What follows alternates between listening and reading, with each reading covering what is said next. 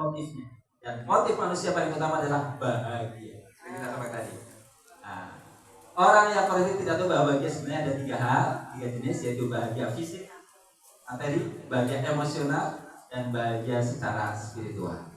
Orang yang korupsi itu dia memang secara materi dapat, tapi secara emosional bertentangan dengan hati nurani. Secara spiritual bertentangan dengan hati nurani. Pasti hidupnya tidak tenang, tidak bahagia. Dan itu terjadi karena pendidikan menurut beliau. Mengapa? Karena pendidikan kita hanya berbasis intelektual tanpa menyentuh emosional dan spiritual. Yang kita ucap-ucap pokoknya bocah pintar matematika 14. Orang peduli dia makrifat kepada Tuhannya. Orang peduli dia seperti menjadi orang yang baik di tengah masyarakat karena dalam rangka beribadah kepada Tuhan. Itu karena pendidikan kita seperti itu juga tidak mungkin.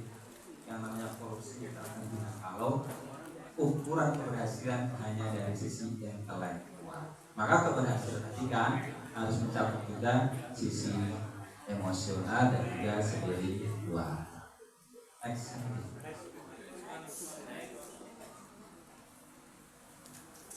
Ya, tadi sudah sebutkan spiritual ini. Ya, maka apa caranya? Ayo kita positive education. Apa itu positive education? Itu mati. Yaitu usaha untuk merubah anak-anak, orang tua maupun sekolah, dalam hal ini gurunya, menjadi lebih baik sekolah kita. Apa itu? Yaitu yang mengkombinasikan traditional education dengan positif psikologi.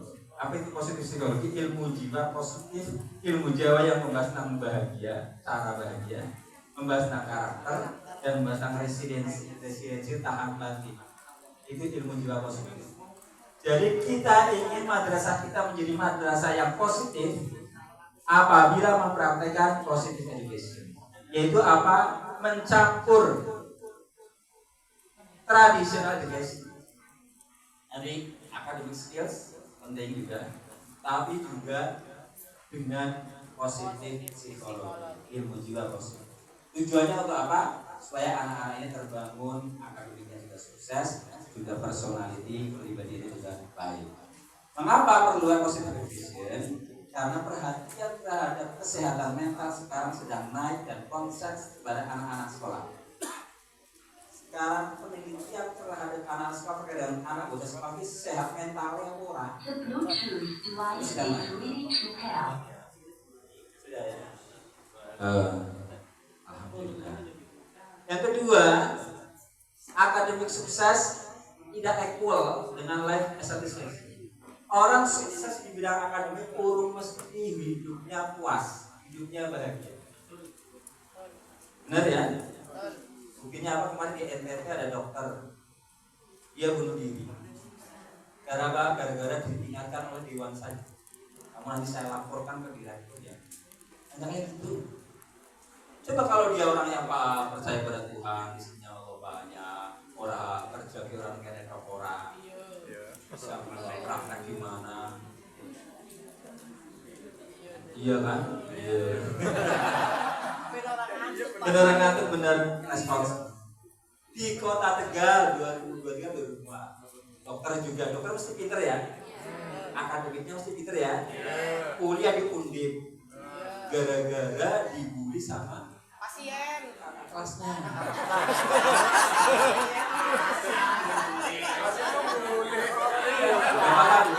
Seperti orang angkat.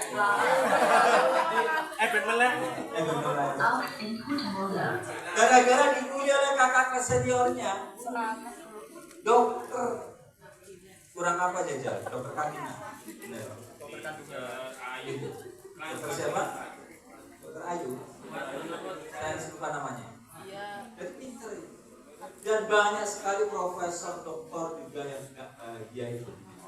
Berarti akademik sukses tidak equal, tidak berbanding lurus dengan kehidupan kepuasan dan kebahagiaan. Malah tukang becak. Ya. Saya itu nilai matematikanya tahu nggak? Waktu kelas 4 5 itu jelek banget. Nabang gitu. Lalu saya rapot saya nanti nggak ada. Saya 4 ya. Berarti bukan saya. Saya 5 gitu. Dan saya nilai etanas namanya ya. Itu jelek ya. 24 ya. Dari 3 pelajaran. Naiknya 4 apa berapa ya? Gitu. Jelek Pak. Gitu. Tapi kok bisa jadi kepala kantor ya? Takdir. Takdir itu harus dibahas. Takdir banyak kepala kantor. Karena waktu itu saya suka sekali dengan pelajaran agama. Saya kalau pelajaran agama itu perhatian benar. Sampai saya itu bisa ikut LCC, Lomba Cerdas Cermat Agama. Saya di SD waktu itu. MTQ saya senang. Saya pernah juara MTQ. Kabupaten juara 3, juara 2. Waktu di MTS itu saya kalau upacara nggak pernah jadi pengibar bendera, nggak pernah jadi membaca doa. Benar. Pembahasan dari kelas 1 sampai kelas 3 pun mau satu alasannya waktu itu Yesin macamnya fasih. Karena saya dilelah kalau pagi di SD setengah agama, sore itu berangkat terus dunia madrasah dunia. Saya senang sampai kelas 4 awalnya itu sampai Japon yang hanya menyindir dari emas menjadi cemak. Ya.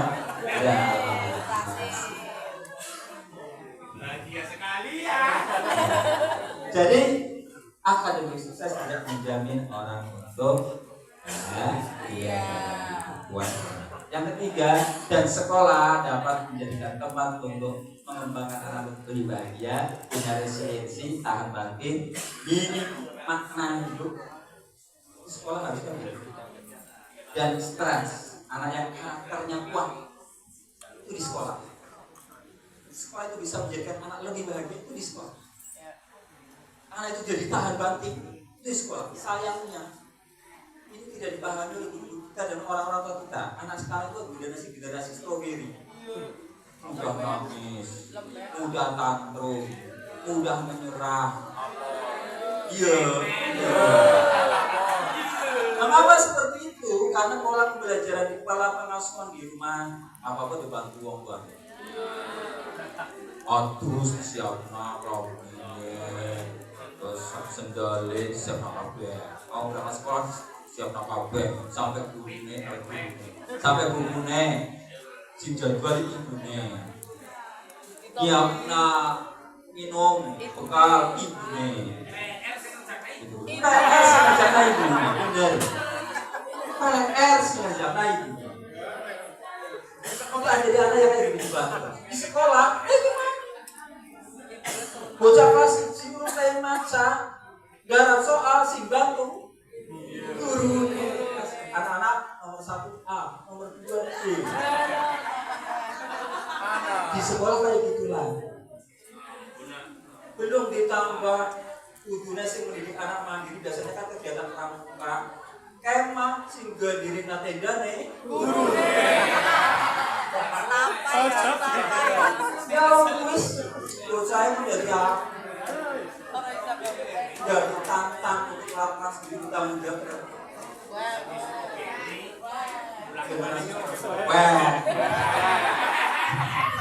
Gurune Gus kayak kue masak yo catering si pesen guru kesel guru ya hanya anak-anak juga anak kabiar gue mau belakang aku ya takutnya anak tak mampu sudah menjadi anak tidak mampu dan itu bukan guru. Jangan jadi guru kalau berjasa, berhenti aja. Kupas bawang. Jadi kupas bawang, Pak. Iya.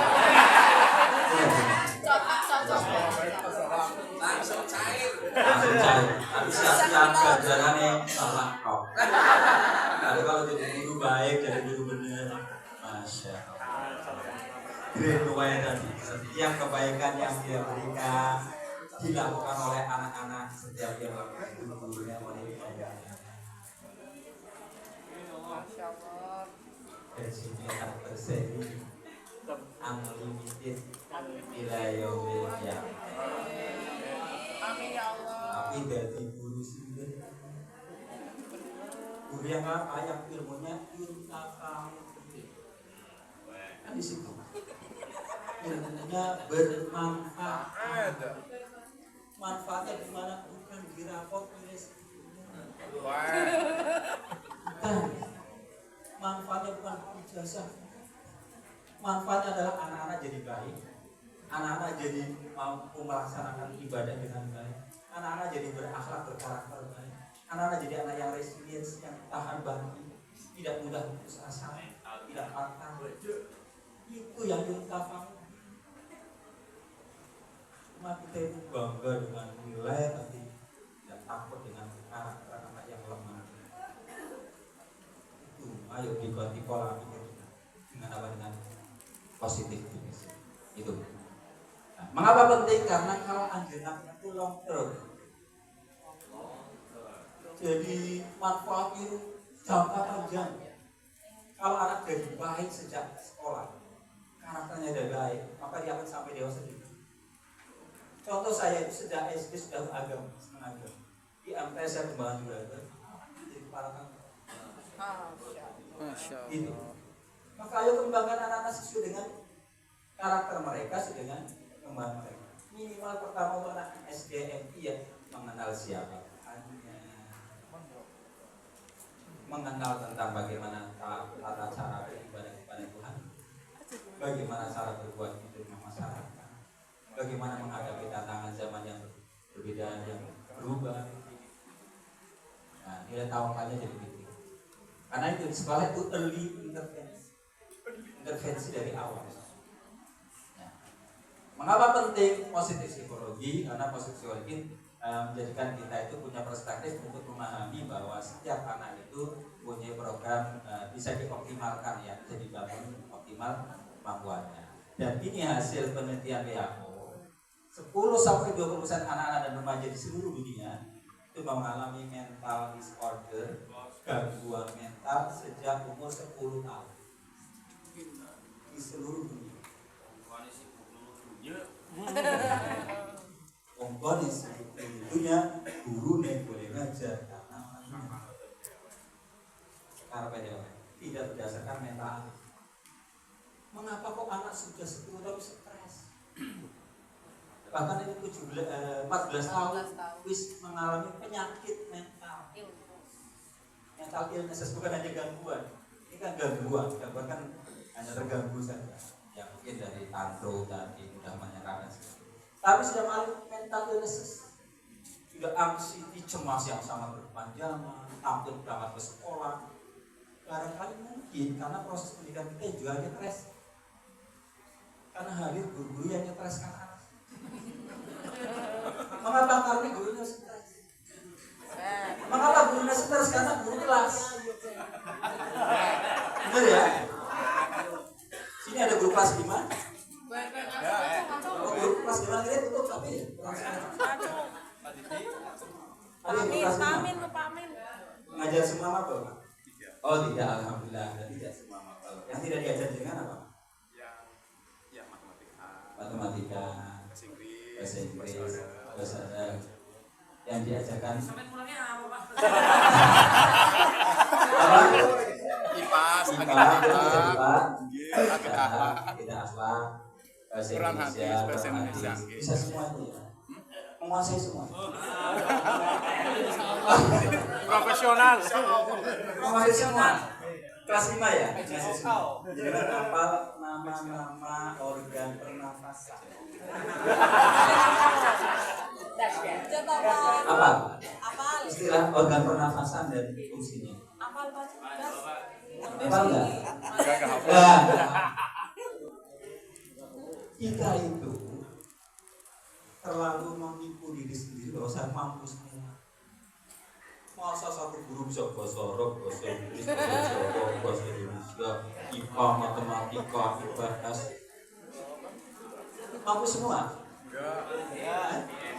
Benar, mampu semua. Atau bahasa IPS? Dipaksa mampu, Pak. Dipaksa mampu. Dipaksa, Pak. Nah, sekarang mampu, sudah dipaksa mampu. Ya dipaksa, jadinya mampu nggak mampu ya dipaksa. Oh, mampu nggak mampu dipaksa. Padahal sebenarnya mungkin tidak mampu. Gak mungkin kan seorang guru bahasa Arab, bahasa Inggris pinter kabeh. Ada? Gak ada. Matematikanya pinter. Mau saya tes maksudnya apa? Itu sehingga masuk kelas itu rasanya lelah. Lelah karena harus mengajar semua mapel yang tidak dia kuasai. Cobalah besok di rumah Pak, Ibu Kepala jadwalnya soal laporannya guru kelas nggak apa-apa, pengawas ya UKBH ya. Protes, pengawasnya protes. Apunten, permasalahannya semuanya mahirnya di PAI semua Pak. Jadi yang lainnya dipaksa mampu. Karena mahirnya di PAI semua, ya, sehingga yang lain harus mengajar yang lain. Ya, berarti dengan salah jalan. Guru kelas kok, guru kelas ya, jadi alumni PAI semua, alumni guru kelas, tetapi mampu semua. Nah, makanya kepala itu harus nanti supervisi, tadi kan ada di kontrak prestasi, supervisi kelas. Lihat guru yang walaupun PAI kok mulang bahasa Inggrisnya bagus dia. Guru walaupun alumni guru kelas IBM mungkin disitu mampunya di PAI, tapi kok dia ngajar matematikanya kok bisa diterima anak-anak karena dia mau belajar. Oh berarti dia itu Mas Sese Pak. Mas Sese Pak. Nambah Pak, nambah. Oh nambah honor jamnya aja orang bertambah jam Pak. Siapa honori kepalanya ini lah Pak. Jadi dipilih biar guru itu tidak burnout karena saking banyaknya beban, harus menguasai semua materi. Ayo nanti bagi kepala kok paham, oh guru ini matematikanya kok bagus ya, mengajar matematika. Oh guru ini kok banyak bagus, oh guru ini bahasa Inggrisnya bagus, kayak gitu, sehingga anak-anak tidak stres karena gurunya enjoy aja. Kalau gurunya terpaksa ngajar itu stres kan. Astagfirullahaladzim. Terpaksa. Akhirnya apa, tidak bisa mengembangkan bagaimana mengajar yang baik. Akhirnya apa? Sidang bocah. Orangnya orang ngerti banget ya orang. Akhirnya apa ya, asal-asal berikan. Gitu. Jadi guru kelas berapa? Saya ya itu kelas 4 Pak. Kelas 4. Iya. Sekarang mapel. Mapel apa? Mapel umum. Maksudnya bahasa Inggris. Semua umum ya. Semua